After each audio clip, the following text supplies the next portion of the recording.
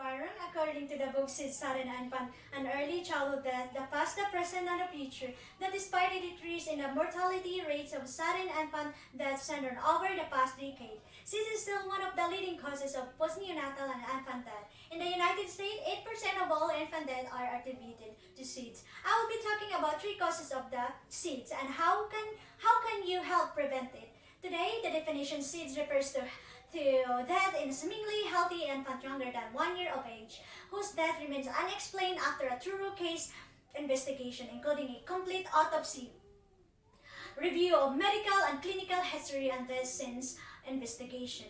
Most of you are not parents yet, but it is important to know ahead of time what you can do to lower your chance of your future child dying from seeds, or some knowledge for those few that have children. I became a mother in 2020 and I had to learn about seeds a little at a time. After many consultations with my pediatrician, Dr. Pris, I have firm grasp on the subject. There are several other things that can be done to help prevent seeds, but today I will review three known ways that sudden infant death happens and what you can do as a parent to help prevent it. Since the book Sudden Infant Death Syndrome, an overview states it is typically associated with a sleep period. Therefore, I will focus on co-sleeping, proper infant position, and keeping objects away from the sleeping infant. I will begin with co-sleeping. What is co-sleeping? This is when you allow your baby to sleep next to you while you're sleeping. I was told by Dr. Pris that I should never co-sleep with my baby. At the time, it was difficult because I was breastfeeding and it felt natural to want to be as close to your baby as possible. However, if you fall asleep and roll over on your baby, it does not have much of a chance.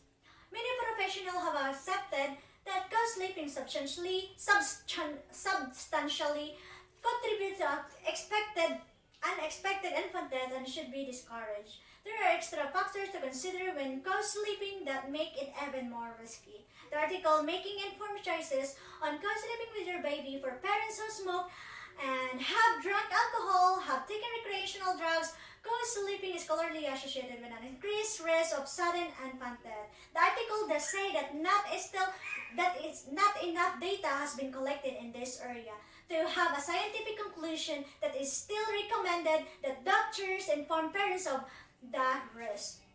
Now that I explained the rest of sleeping next to your baby, let us move on to how your baby sleeps.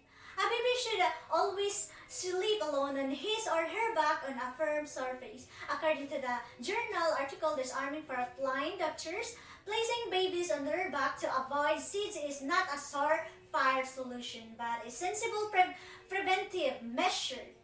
The reason you want to place them on hard surface is it's hard for them to suffocate on what they are laying on. For example, if a baby falls asleep on a normal bed alone and they roll over, may not have neck strength to have their mouth away. If the surface is firm and they roll over, it should not impair their ability to breathe because the head bedding down will not push the surrounding areas up to their mouth. Other positions like sleeping on their stomach versus sleeping on their back has been studied. In 1988, 55% of babies were put to sleep on their stomach, but only 8% in 1966. In 1996, in a parallel, the number of cot deaths fell from 45 in 1988 to 26 in 1994. Through my own personal experience, I can say that when a baby very young and sleeping on their backs, it is very hard for them to turn over, making it nearly impossible for them to suffocate in a crib with a hard surface. Stating this, I would like to move to my last point, because even if your baby will not suffocate from rolling over, it could still happen from items left in his or her baby bed. You should keep all objects away from your baby while they're sleeping, including a blanket, pacifier, and other items that a baby could suffocate on. In the book Seeds, Sudden Infant and Early Childhood, the past, the present, and the future, the present of soft bedding including pillows, blankets, sheepskin, bumper pads, and positioner in the infant sleep environment has been shown to increase the risk for infant death fivefold. So there should be nothing around your baby at all. The baby should be on their back with nothing surrounding them. Even though my crib had a mesh wall, I still place my baby in there. The center leaving plenty of space between the crib and her face. Since a baby does not have control over their body, it is very easy to imagine a baby bringing a blanket to their face. But then, being unable to remove it, Dr. Prince explained to me why I should not use a baby bumper inside my crib. I had bought what is called bumper, where it has a rounded foam that goes around the bed to keep baby from rolling around, and I wanted to use it. Dr.